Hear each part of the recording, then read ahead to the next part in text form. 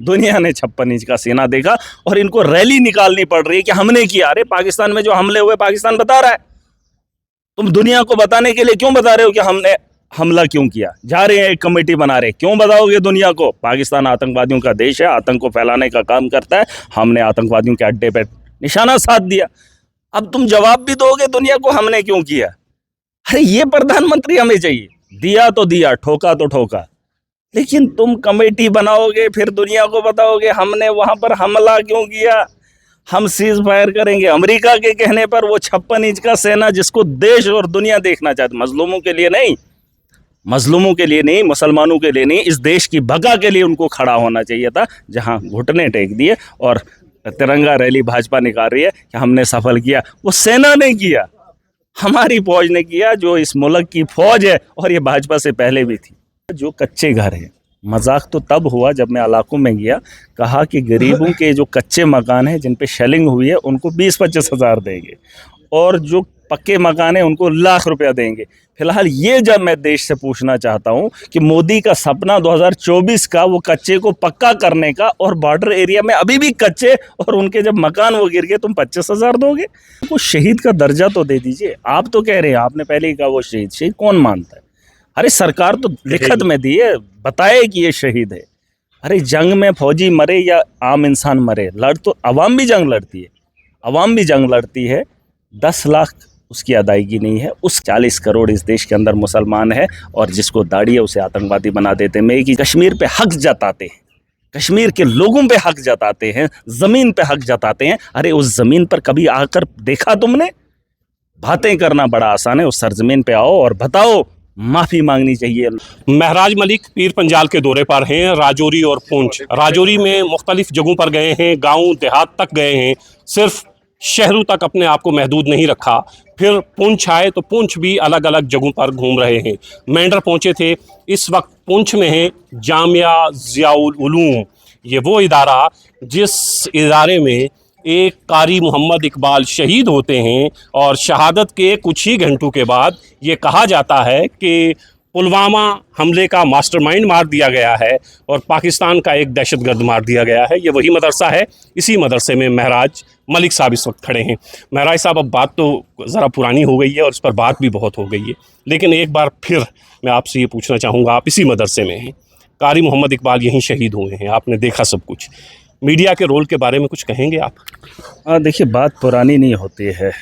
आज अगर इसको 10 दिन हो गए, आप इसे पुराना नहीं कह सकते, क्योंकि एक आदमी की जान गई है और उसके परिवार से उनका सर का साया उठा है। ऐसा नहीं है, पुराना है, खून खून है और खून हमेशा याद रहता है। कुर्बानियाँ हैं और इन कुर्बानियों को हमेशा याद किया जाता है। रही बात जिस मदरसे में मैं खुद भी देखना चाहता था। मुझे अफसोस इस बात का है कि पूरे देश के अंदर जो माहौल बनाया जाता है, ये ग्राउंड की बात है। जिस जगह पे मैं खड़ा हूँ यहाँ पर बारूद गिरा है और बगल से पाकिस्तान की फायरिंग हुई है, और देश के मीडिया ने आतंकवादी घोषित किया।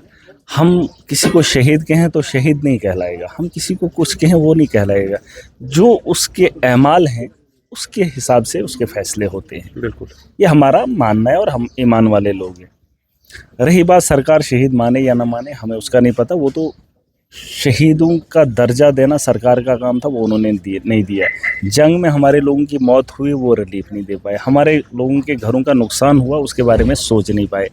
जहां ग्राउंड पे आना था, यूक्रेन में लड़ाई होती है, रूस हमला करता है, देश के कुछ चैनल बड़े बड़े वहां पर उनकी रिपोर्टिंग कर रहे। यहाँ पुंछ में लोग मरे, प्रधानमंत्री मुंह नहीं खोलते। तिरंगा यात्रा के लिए भाजपा को खड़ा कर देते हैं, जंग के लिए फौज को ऑर्डर दे देते हैं और क्रेडिट खुद ले लेते हैं। ये माहौल है इस देश का, और देश का मीडिया यूक्रेन को कवर कर रहा है। और जो पुंछ के अंदर पाकिस्तान की शेलिंग से मारा जाता है, थोड़ी सी दाढ़ी क्या रख दी, आतंकवादी घोषित कर दिया। और बैठे बैठे इनका बस, ये तो मानते ही नहीं है। इस देश के अंदर जितने भी मुसलमान हैं उन्हें ही देशद्रोही कहते हैं। तो दाढ़ी अगर हो तो वो तो मुसलमान, अगर आप है ना, दाढ़ी नहीं है, आप मुसलमान हैं। लेकिन अगर दाढ़ी हो जाए और टोपी हो जाए, वो आतंकवादी। शेव पूव करो, वो मुसलमान। लेकिन अगर दाढ़ी और टोपी दिखे, वो सीधा आतंकवादी। ये फर्क, ये इन लोगों की मानसिकता है।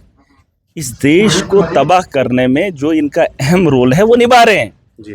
वो निभा रहे हैं, इसमें कोई कमी नहीं है। लेकिन आप ये मत बताइए कि हमारे बारे में कौन सोच रहा है। इस मुल्क के बारे में हमें सोचना है। बिल्कुल। ये भाजपा नहीं सोचेगी, मोदी नहीं सोचेगा।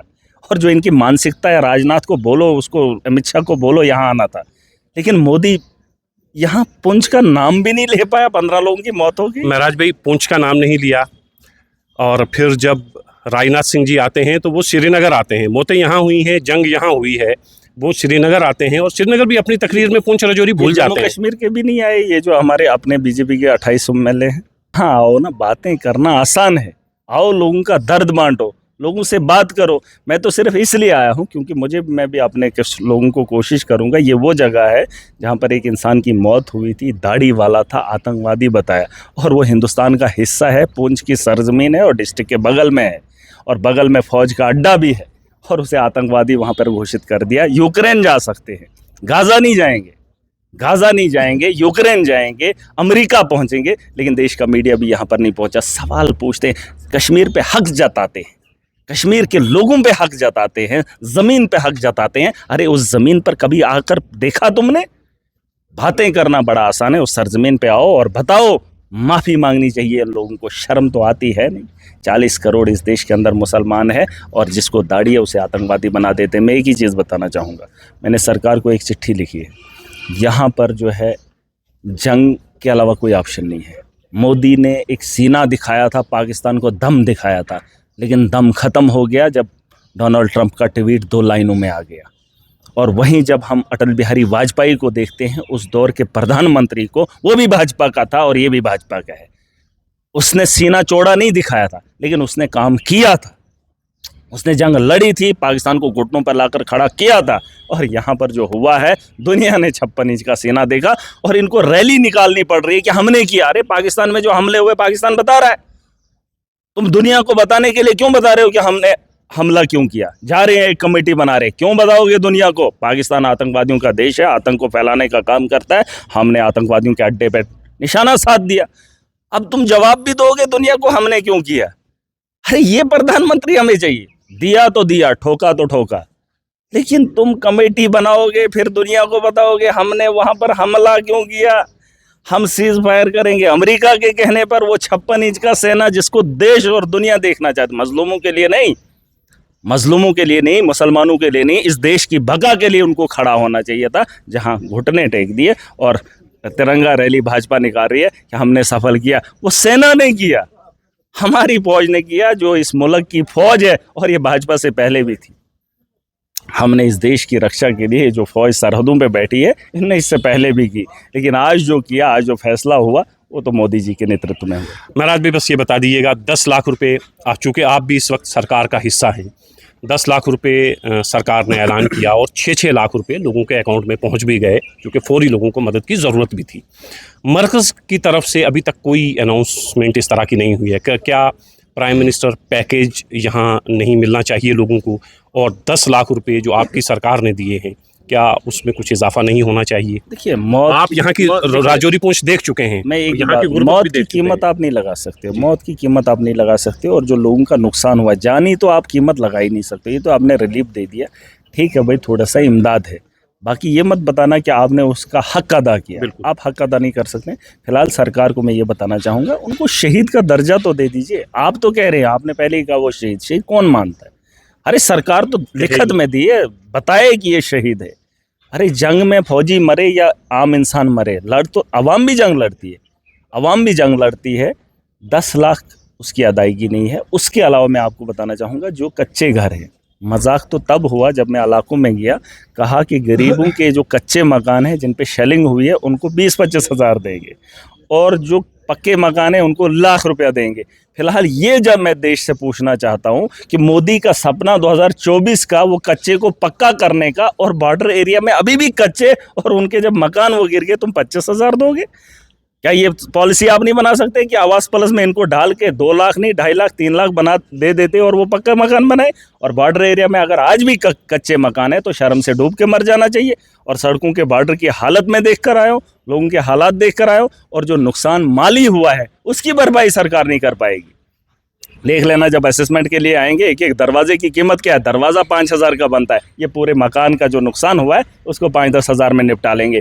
देखेंगे आप, मेरी सरकार है, लेकिन मेरी सरकार ये नहीं है कि लोगों का जो नुकसान हुआ उसकी भी भरपाई ना करे, करनी पड़ेगी। अगर जंग ही चली ही होती, आज भी जंग होती, तो इतने लोगों को कैसे संभालते, बिल्कुल कैसे संभालते। अरे तुम्हें 15 लोगों को और कुछ लोगों के परिवार के कुछ घरों का मुआवजा नहीं दे सकते हो, तो जंग अगर 10 दिन और चलती फिर उन लोगों का भला कैसे करते। सरकार जिम्मेदार होती है, परिवार होता है। जैसे परिवार के अंदर एक माँ बाप होता है और अपने परिवार की फिक्र करता है, आवाम की जिम्मेदार सरकार है। और सरकार को जिम्मेदारी अगर नहीं निभानी आती है तो फिर सरकार में बैठकर क्या रोल है तुम्हारा। सरकार को जिम्मेदारी निभानी पड़ेगी और जिन लोगों का नुकसान है उनका उजाला करना पड़ेगा। बहुत शुक्रिया। ये महराज मलिक, आप इन्हें जानते हैं कि ये सिर्फ भारतीय जनता पार्टी नहीं बल्कि अपनी सरकार को भी घेरने का काम करते रहते हैं। असेंबली में भी आपने देखा होगा, इस वक्त राजौरी पुंछ के दौरे पर हैं और मांग ये कर रहे हैं कि ज़्यादा से ज़्यादा इमदाद लोगों की जाए ताकि लोग फिर बेहतर ज़िंदगी बसर कर सकें।